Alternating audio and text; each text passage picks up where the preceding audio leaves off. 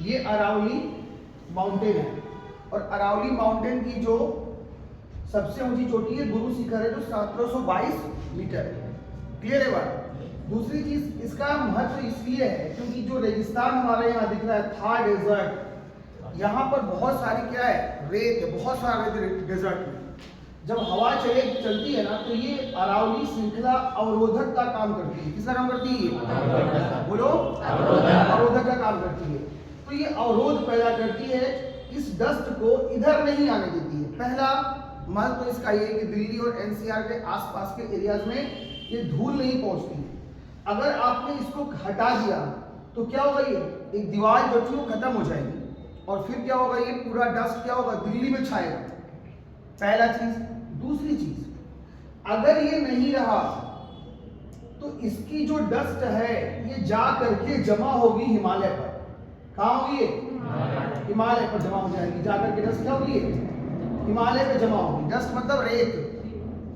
अब रेत जमा जब हो जाएगी तो इसका टेम्परेचर बढ़ जाएगा क्योंकि रेत जल्दी गर्म होती है ना। अभी तक क्या है ना कि आइस जमा है, तो आइस जमा है तो यहाँ पर जो सन रेजेस पड़ती है ना, ठीक वो ऐसे आती है और ऐसे निकल जाती है। सरफेस एकदम चिकना है, आई और निकल गई। लेकिन अगर डस्ट यहाँ पर जमा हो जाएगी तो डस्ट पर क्या होगा, सनलाइट पड़ेगी और जो सनलाइट पड़ेगी तो ये पिघलेगा और ग्लेशियर क्या होगी, ये पिघलने लगेगा। अब इसके पिघलने से क्या हो सकता है, इसके पिघलने से फिर नदियों में आएगी बाढ़। क्या आएगी? नदियों में बाढ़ आएगी। दूसरी चीज, ग्लेशियर जल्दी जल्दी खत्म होने लगेंगे। आने वाले समय में आपको ऐसा भी हो सकता है कि बहुत सारी जो नदियां हैं वो सूख भी जाएं। जब ग्लेशियर पिघल जाएगा तो ये क्या हो जाएगा, नदियां सूख जाएगी। क्योंकि भारत की जो हिमालय से निकलने वाली नदियां हैं उनका मेन सोर्स क्या है, ग्लेशियर से निकला हुआ पानी। विश्व का पहला देश वेनेजुएला है जिसने अपना ग्लेशियर खो दिया। वहां पर सारे ग्लेशियर खत्म हो गए। किस लिए? इसी ग्लोबल वार्मिंग की वजह से, तापमान के बढ़ने की वजह से वहां पे अब कोई ग्लेशियर नहीं रहा। बात समझ में आ रही है? तो दूसरा इम्पैक्ट, पहला इम्पैक्ट हो गया दिल्ली एनसीआर में, दूसरा हो गया ग्लेशियर्स पिघल जाएंगे, तीसरा होता है मानसून का। तीसरा क्या होता है? मानसून। ये अरब सागर की शाखा को क्या करता है, रोकता है। अरब सागर की शाखा क्या करता है, ये रोकता है। ठीक, जिससे कि उत्तराखंड में आपने कभी सुना हो क्लाउड ब्रस्ट हो गया, बादल का फटना।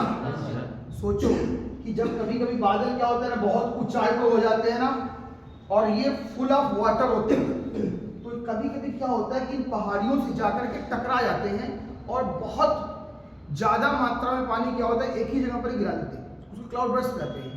लेकिन अरावली के होने से अभी ये बादल इससे टकराते हैं, मुड़ जाते हैं इस साइड में। ठीक है, और मान लो अरावली तुमने हटा दिया। एक मैं कंडीशन ले लेता हूं कि यहां पर मैंने क्या किया, अरावली हटा दिया, अरावली रही नहीं। अब जो अरावली रहेगी नहीं तो फिर क्या होने वाला है, यहां पर फिर होने वाला बड़ा बुरा है। फिर जो अरब सागर की शाखा से निकलने वाले बादल है ना भाई साहब, जाएंगे उत्तराखंड में जाकर के पर्वतों से टकराएंगे और इतना भयानक क्लाउड ब्रस्ट होगा। अभी याद करो 2013 जब भयंकर तरीके से बाढ़ आई, याद है ना, भागीरथी अलकनंदा में, और पूरा का पूरा कम से कम 18 से 20 हजार लोग मरे थे उस समय जो बह गए थे। कुछ के तो कंकाल आज भी पेड़ों पर टंगे हुए मिलते हैं, जो डेड बॉडी चली गई जंगलों में, टंग नहीं जाकर के रह गए, कौन देखने जा रहा है वहां पर। ठीक है ना, तो ये चीज है। तो अरावली जो है, अरावली को अगर आपने हटा दिया तो प्रकृति का आप विनाश करने वाले हैं और जो आसपास के जो क्षेत्र हैं उनमें इसके धूल के बादल, रेत के बादल छाएंगे। उसके बाद यहाँ पर आई जो तुम बोलते हो AQI, एयर क्वालिटी इंडेक्स, नाम सुना है? AQI अभी दिल्ली का देखते हो, दिल्ली का पूरा जहरीला है, 400 500 ऐसे चलता है। ये अगर नहीं रहेगी तो एयर क्वालिटी इंडेक्स कभी सही नहीं होगा दिल्ली का। आप सांस नहीं ले पाओगे, आदमी सफोकेट हो जाएगा क्योंकि पूरा डस्ट फैला रहेगा वहां पर। तो AQI बहुत बड़ा इंपॉर्टेंट कारण है कि जिससे कि यहाँ की हवा कम से कम अरावली के द्वारा क्या होती है, सही रहती है, शुद्ध रहती है। अभी बात समझ में आ गई? तो अरावली को अभी गवर्नमेंट ने, केंद्र सरकार ने किसी भी प्रकार का खनन करने से उस पर रोक लगा दिया है, याद रखना, ठीक है। तो यही है अरावली और अरावली के नहीं रहने का आपका दुष्परिणाम और अरावली के रहने का महत्व।